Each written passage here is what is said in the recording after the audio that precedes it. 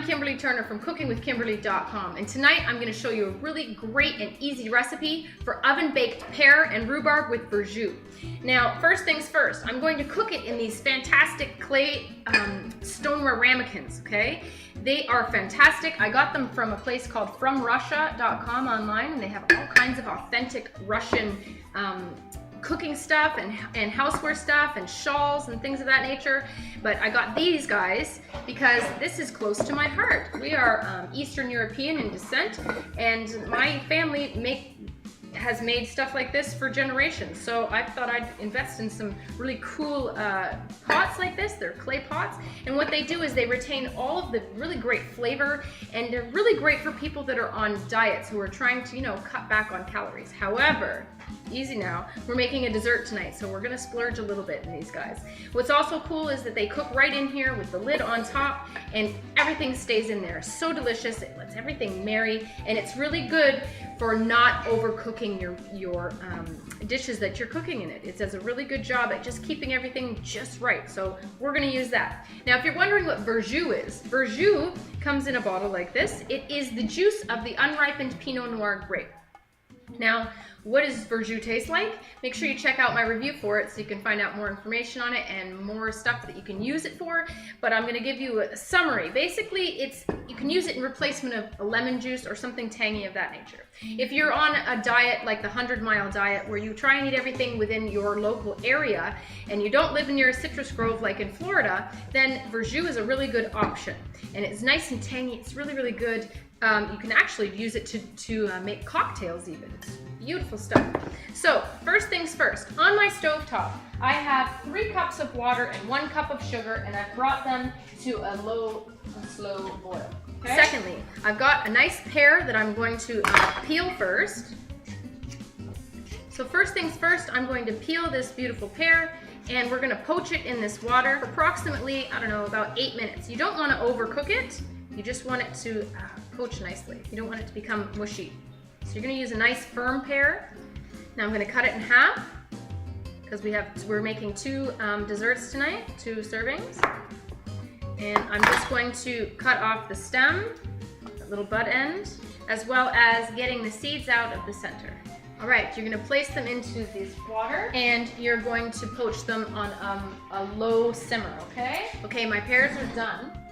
I'm just going to bring it over here.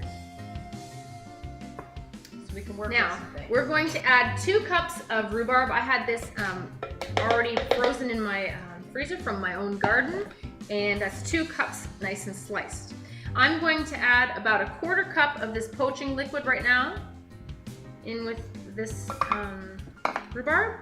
I am also going to add 3/4 of a cup of sugar, about 1/8 of a teaspoon of cayenne, but I'm just going to eyeball that. I'm also going to freshly grind up some cardamom. I need about a 1/4 of a teaspoon. About a 1/4 of a teaspoon of that ground cardamom. Cardamom is a spice that goes a long way. You don't need to use a whole lot of it to get it infused all the way through. So I'm gonna add about a teaspoon of flour. Mix that in quickly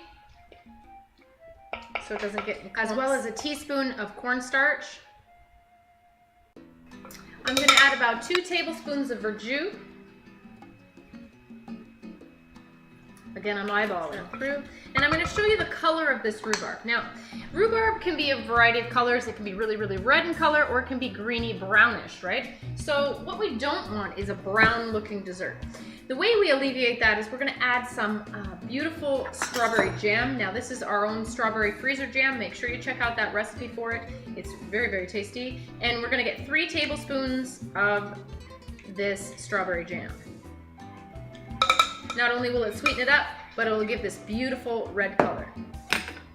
So we're going to stir that all up nicely. And now's the time you want to check this mixture for sweetness. If it's not sweet enough for your taste, make sure you add a little bit more. That's beautiful. That's so good. The strawberries and the rhubarb together, good stuff.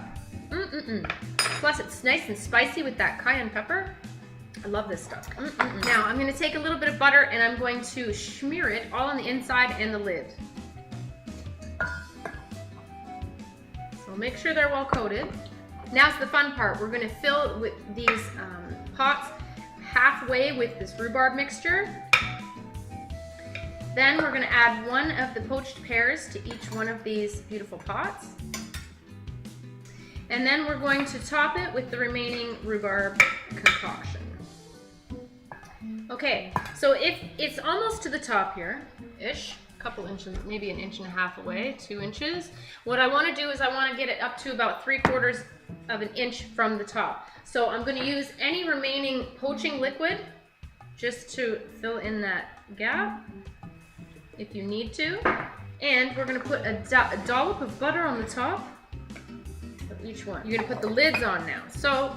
And on top of a nice baking sheet. So here they are ready. Now you wanna preheat your oven to 350 degrees. These are gonna go for about 25 minutes. I'm gonna start checking it at 15. What you want is the pear to be knife tender, and that's pretty much it. So into the oven they go. My oven has been preheated, and they go. Now don't forget, in those gorgeous clay pots, they do a wonderful job at not overcooking your food. So you should be good to go even if you wait a little bit longer. Okay, we're gonna check these really quick to see if our pears are happily poached. May I borrow your knife, Mom? Mm-hmm. Mom's just slicing up some strawberries for more jam. Yep, they're tender. Are they? They are tender. They've been in there for about 20 minutes. And what we're gonna do now is we're gonna let them sit until they cool to just warm. So they don't need to go back in that oven. They're gonna sit here because it's way too hot to eat them right now. It's gonna be perfect right after dinner. And you can serve them with some whipped cream, Mom. Beautiful, it'd be gorgeous. So what I'm gonna do is I wanna try and show you one of them. There's not much to look at. It just looks like rhubarb with a bunch of butter, and the pear is underneath. You can't see it, and that's the whole point. So these are gonna sit to cool. That would even be nice just with like a tablespoon of Cream. of half and half or something like that. I concur. All right, If you don't have whipping cream on hand. true story. Okay, so you're gonna see us taste this in a little while. Now I'm so excited for dessert. We had a really great dinner. Make sure you check out the recipe for smoked paprika Acadian raku pie. It's pretty cool.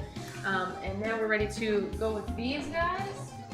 They've cooled down to warm now. Mom, would you like to try? I'd love to. I can touch it too. How about I move it here for you? You can have the blue one. All right, it's a spoon. I'm really excited because these flavors are so nice together. Cardamom is an exciting spice that a lot of people are afraid to use or haven't used. So here's what it looks like, if you can see it. You can see the rhubarb and the gorgeous pear. Mom is umming and awing. I haven't really actually had a chance to try mine yet. Oh, so delicious. So I'm really excited to try it.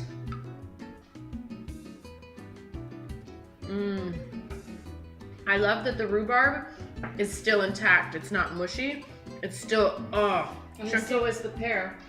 Let me try some of that pear. Oh, the juice I know. is out of this world. Cardamom in there is so nice. It makes it a little bit hot. That little bit of cardamom, that little bit of cayenne pepper that we put in. Mommy, that's good. Isn't that good? I'm finishing it off with the butter. It's heavenly. That combination between the rhubarb, pear, and cardamom, out of this world. Mommy. That is a fantastic dessert. It's spicy, ooh, and it leaves a nice heat in your mouth after. And I don't mean temperature hot, I mean a little bit spicy hot. That is exciting. One of my favorite desserts on this planet right now, hands down. It's really, really tasty. Get out of town, that's good. Everything's good. Juice, the rhubarb, the pear are just perfect. They're not overcooked. Care of these beautiful clay pots. They really help you with your cooking. Keeps the heat in. Keeps while the they heat finish in, cooking. but doesn't overcook your food. Right. At the same time. Keeps all those nutrients in there. Come on, man. But It's a fun way to cook. You can still recognize that it's a pear and that it's rhubarb. Yes, that's what I love about it. That's right. And what is really cool about these ramekins is that you can serve it just like this. How cool is that to bring each person their own little pot of deliciousness? So cute. Yeah, you could serve it with whipped cream on the side. Whipped cream. Just It doesn't even need it. No, you don't need it. It really doesn't even need it. And you know what else might even be nice on that? A drizzle of that ice syrup. Oh yeah, that might be really good. Beautiful recipe. One of the best recipes I think we've ever filmed. Mm-hmm. So tasty, so flavorful, perfect combination. Hit the nail on the head. You know, it's so good that I think I might try making a pear and rhubarb pie with those spices in it. With cardamom. Yeah. That would be I fantastic. think so. Winner, winner, chicken dinner. Absolutely.